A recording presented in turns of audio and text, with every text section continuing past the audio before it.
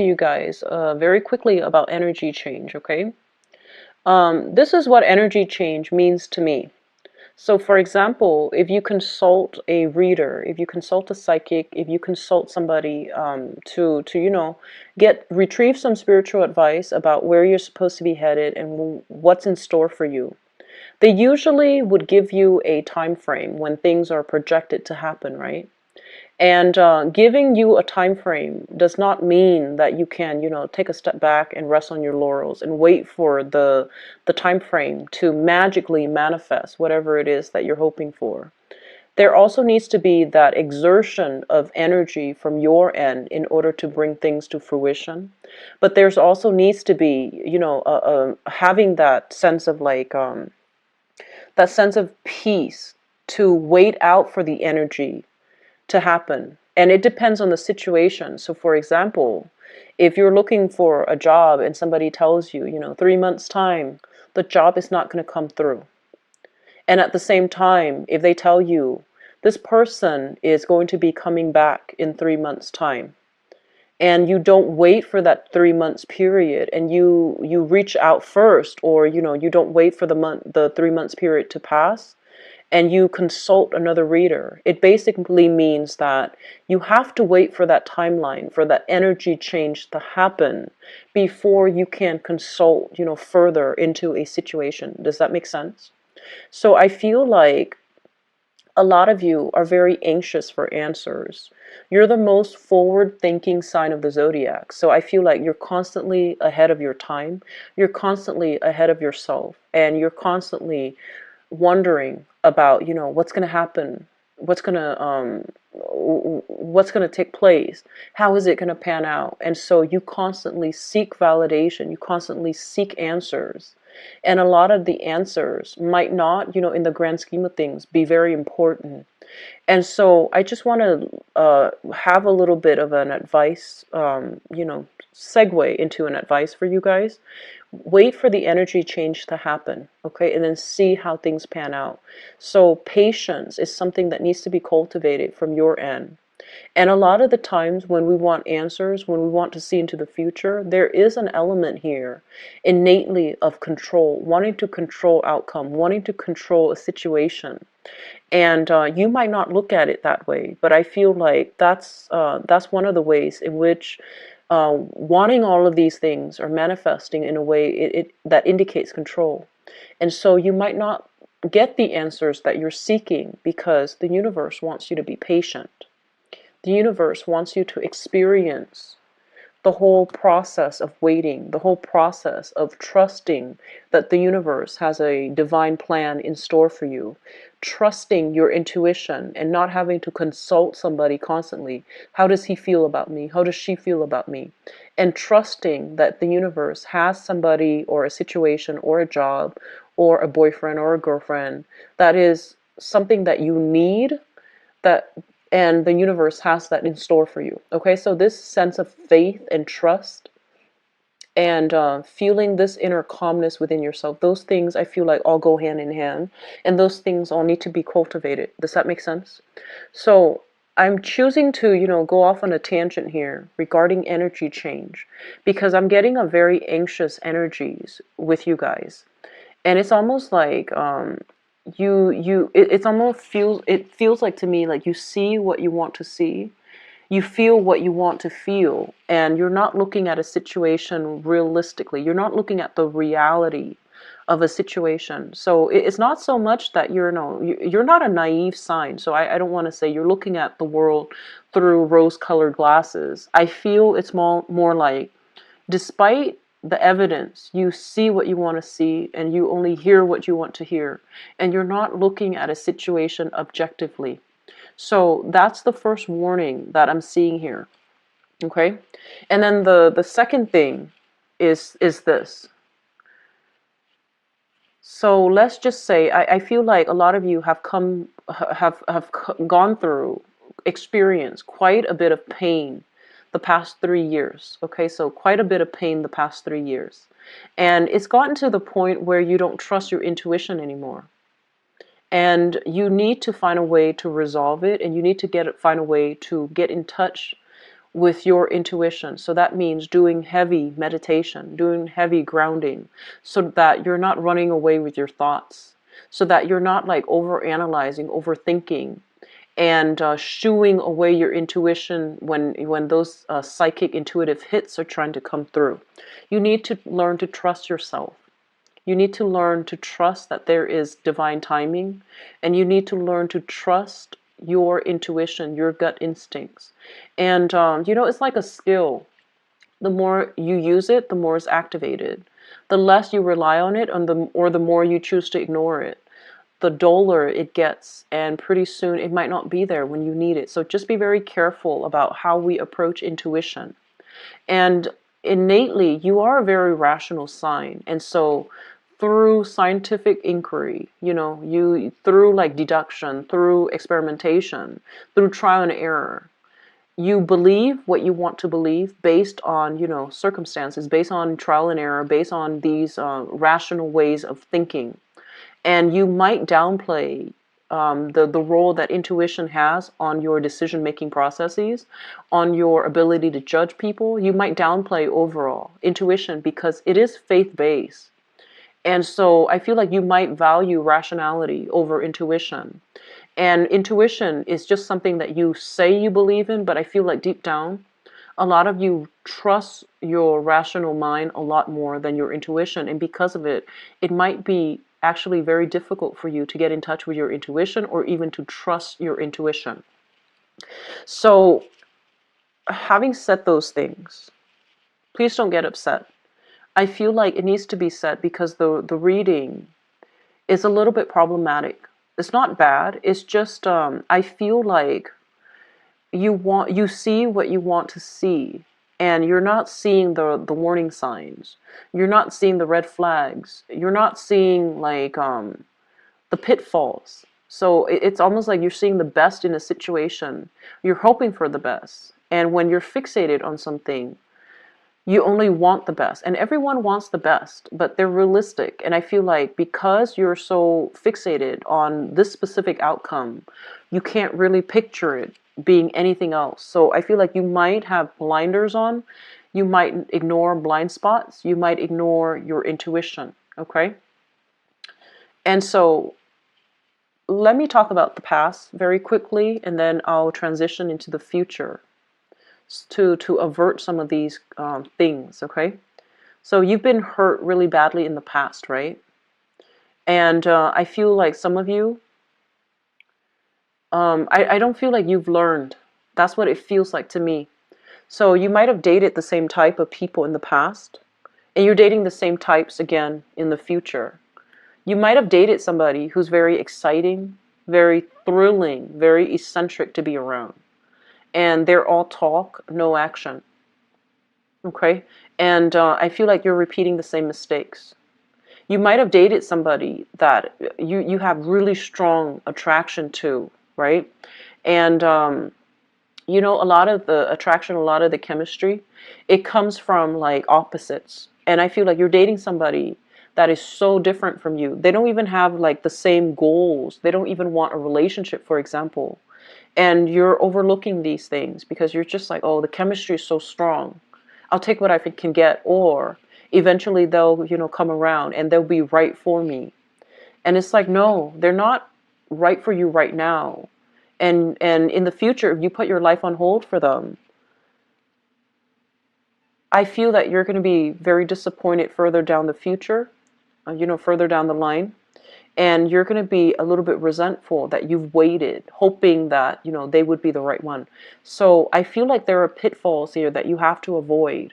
And a lot of it comes with learning from the past and, making, like choosing something different for yourself, choosing a different path, choosing a different type, choosing something that will allow you new opportunities, choosing something that will allow you to step out of your comfort zone, choosing something that will provide a new experience. Because I feel like deep down, you are a fixed sign, and you tend to go for the same types. And there's nothing wrong with going for the same types. But if we have had bad, like a series of bad relationships in the past, and if we narrow it down, all the exes are the same types, then it's not going to work out. And also, in this is not just pertaining to love. This is also like work. If you had the same, previous 3 years, the same type of work, and you're hoping to branch out and you're choosing the same types, it's not going to work out the way that you want, okay? So they're saying to step outside of this type, step outside of this mold, do something a little bit differently, because I feel like that's going to break you away from this cycle, all right? So on the friendship front, on the work front, things are actually very, very good. I feel like there's a lot of camaraderie. There's a lot of good rapport between you and supervisors. So I feel like you're on the right track when it comes to work, okay? Many of you. And I'm sensing that some of you are just in a position where you're not really advancing anymore. Like you're not climbing that corporate ladder. You're not really learning anymore. You have pretty much maxed out on everything that you're learning. And so I feel like, you're happy going to work because you don't have to start with from the bottom of the totem pole. You're in a position where others respect you. You know what you're doing. Work is flowing well. You love your coworkers. You love your supervisors. You love your managers. But mentally and emotionally, I just don't feel like you're growing anymore. You've learned everything there is to learn. And so they're saying take the next step. And if you've learned everything there is to learn, the next step might be, getting a new job or starting your own business. Okay. And I know that those are just I'm saying it in a very flippant manner, as if it's very easy to do, but I feel like you might want to consider it. Okay. Just like take some time to really mull it over and see if that's something that you want to do. Okay. And then I feel like for others of you, this energy might play out on the relationship front. You're seeking excitement. You're seeking passion. You're seeking like this, a lot of intensity in your relationship. And I feel like it's a series of seeking really thrilling, exciting, passionate, I feel like also sexual relationship partners, but they're not very reliable and you're not compatible with them. So the relationships in the past have been very turbulent. They have been really problematic. And you're seeking the same type of relationship right now and also in the future. So be careful about that, okay? When oftentimes when we meet a new person and there are things about them that resembles the old person, it makes us feel very comfortable. It makes us feel at ease because there's that sense of familiarity, right? That's not always a good thing. It's not always a bad thing, but it's not always a good thing either. When that comfort, when that familiarity is there, it basically means that we're dating the same type of people. So just be very, very careful, especially if the past 3 relationships have been very turbulent, okay? So, Aquarius, it goes without saying, once you turn your back from a person, you turn your back, you move on, you don't look back. And so once you are emotionally checked out, you're emotionally checked out, you're done for good. And so I would advise you, if you had been in a very turbulent relationship with somebody and they're like, let's be friends. I would say just cut them loose, just cut that off, because you feel like, oh, what's the harm? Let's be friends. But no, it's going to lead to trouble. So just be very careful about, who your friends are. Because if it's an ex and there's still like resentment, there's still passion, there's still chemistry, there's still some unfinished business, it's going to inevitably turn back around into like another turbulent love relationship. So you want to be very careful, okay? And so here's what I'm feeling. You have some really good cards, but the way that they came out, it seems to me to be a little bit problematic. But I feel like the bottom line here is that you need to be very careful about compatibility versus that, compatibility to me is very, very vital and crucial to a good relationship. It's not it's not the main exclusive requirement, but it is very important. And I feel like a lot of the times you don't want compatibility. I feel like many of you want the excitement, the eccentricity, the turbulence, and that really strong sexual, emotional connection, because it's really hard for you to have a sexual emotional connection with another person. So when that somebody triggers it, like, you let them in all the way, okay? And so it's really hard for you to let go of that person when you know they're not the right one for you. And so making smarter decisions based on aiming for more compatible relationships, compatible friends, even compatible work situations, that's going to be really important. And the way to know that you're compatible is if you enjoy the work that you do, if you enjoy the person that you're with, and not just on a sexual physical level, but more like on a mental level, more on like, are they easy to talk to? Is this work emotionally fulfilling for me? Are my coworkers like responsive to my needs? Is my lover responsive to my needs? Are they making me feel secure? Are they making me like feel emotionally fulfilled? Like things like that. Those are questions that you don't ask yourself enough, because I feel like, as long as it's exciting, you feel like you're hooked. And the more important questions then that you need to ask yourself is this person responsive to my emotional needs? If I say no, do they push further and disregard my no? Are they respectful of boundaries? So be very careful, okay? I feel like for some of you, you like to be challenged. So it's like if you say, no, and then the other person feels like they can talk you into a yes, you feel like, okay, well, they convinced me, so let me just give them a chance. But the thing is, if you say no and somebody keeps pushing for you to say yes, it basically means that they're not respectful of your needs. And so the way you look at people and situations, I feel that you need to be a little bit more mindful, and you need to be a little bit more like objective, okay? So just if that situation is something a little bit less dire. So for example, they ask you, do you want to go out on Thursday? And you're like, okay, no, I have an exam. And then they keep pushing and pushing, and finally you forgo studying for the exam and you go with them because they have a really good argument.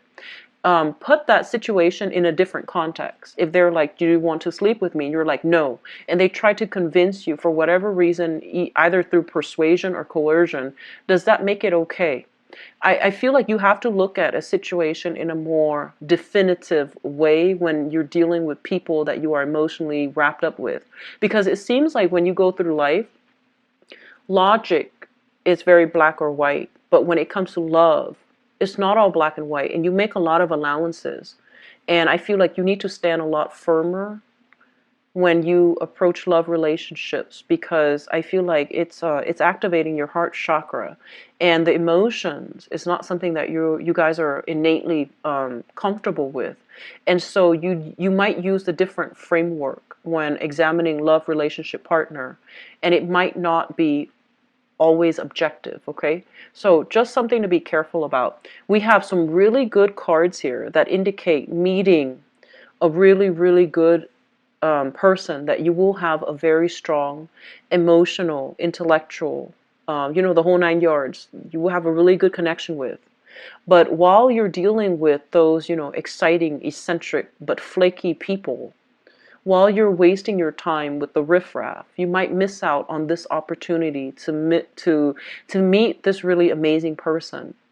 And they're saying what you see is not what you get. So use that logic when approaching love relationships. Use that logic when approaching, work situations. You might be emotionally tied to a work situation because of coworkers, but you're not advancing any further. So you have to make that sacrifice and let it go, okay?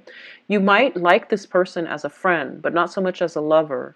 And then you might just be like, okay, I don't want to go on another date with them. So give somebody else a chance. Give a person a chance, and be very objective when looking at love relationships, and use the same rationality that you do with everything else to identify red flags early on, so that you don't waste your time and miss out on a really good person, for example. Okay, so I'm just going to leave it there, Aquarius. There are some things here that I feel you want to be careful about, okay? But I'm going to leave it there because I trust that you are highly intuitive. I trust that you can reconnect with your intuition. And I trust that you have enough information based on my explanation here to, okay, take care of yourself. Bye-bye.